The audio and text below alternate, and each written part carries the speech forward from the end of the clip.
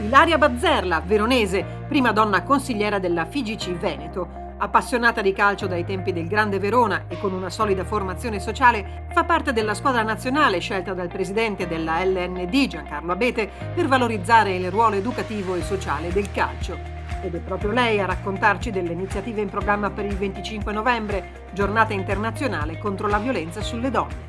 Viene riproposto l'invito per i giocatori, gli arbitri a entrare in campo con i 2 segni rossi sul viso, che avevamo già fatto negli anni scorsi e comunque sono un bel segnale d'effetto.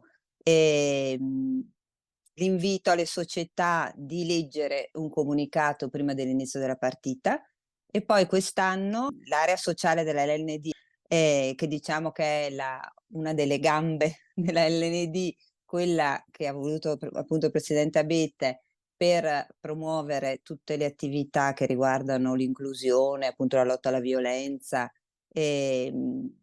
all'interno del nostro mondo del calcio, ha pensato a un'altra iniziativa che è quella di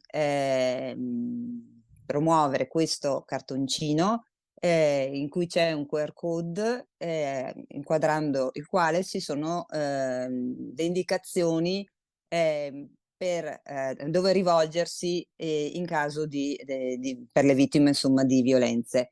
Il numero di 1522, che è il numero nazionale, il numero verde, attivo H24.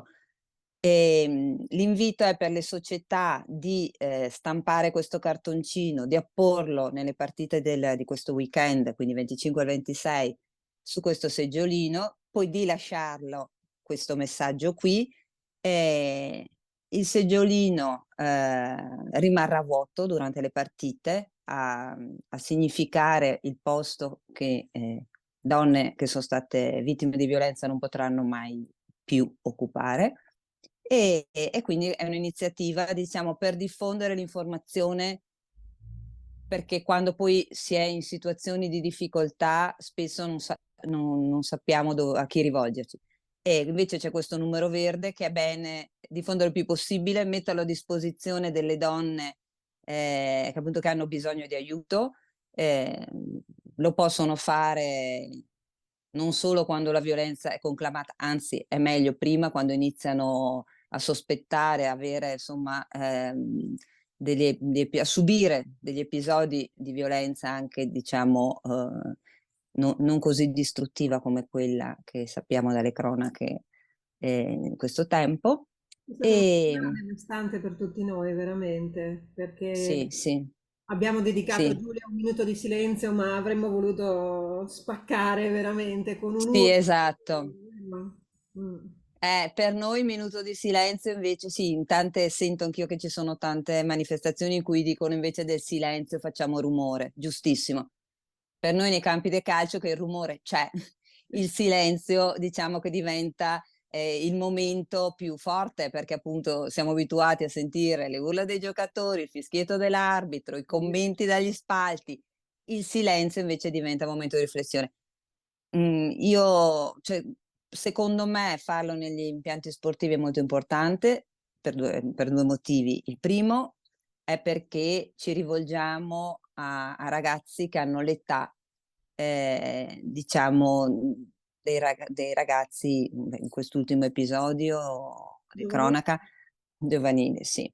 La Lega Nazionale Dilettanti ha un numero impressionante di tesserati e sono giovani e quindi è importante appunto far arrivare il messaggio. Il calcio ormai è il calcio, lo sport in generale, l'impianto sportivo è un luogo di socializzazione primaria ormai per i giovani. Diciamo c'è la scuola e poi è veramente l'impianto sportivo, è il luogo e in questo va sempre il nostro grazie alle società che riescono insomma, a tenerli aperti, a fare attività per i giovani.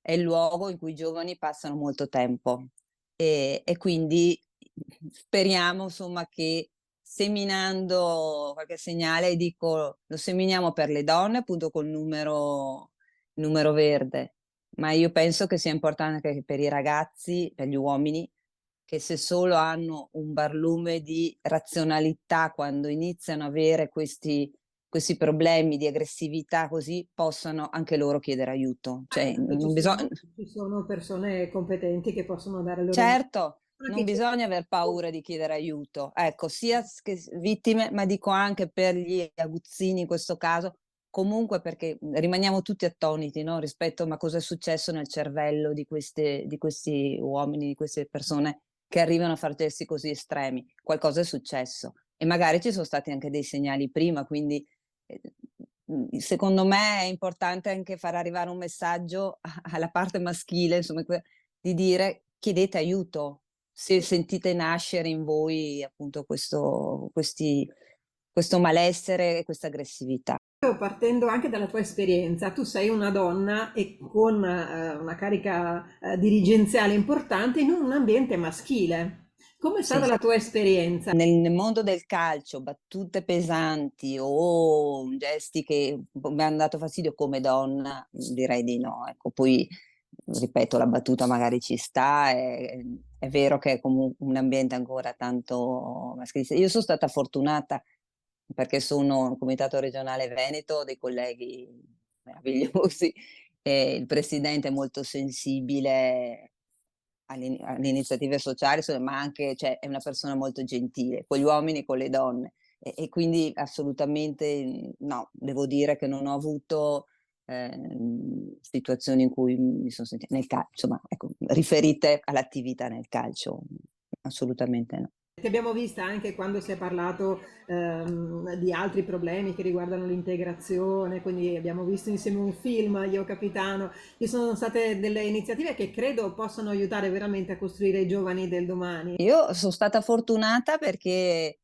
quando ho iniziato, beh, l'attività nel calcio, poi, questo incarico, non pensavo che quello che ho nel mio bagaglio, nello zainetto sulle spalle, che è, una formazione, di tipo sociale, assistente sociale, e anche se adesso non lo faccio più, ma comunque la mia formazione era quella di poter coniugare quella che era stata il mio percorso appunto formativo con la passione per il calcio e l'impegno nel calcio.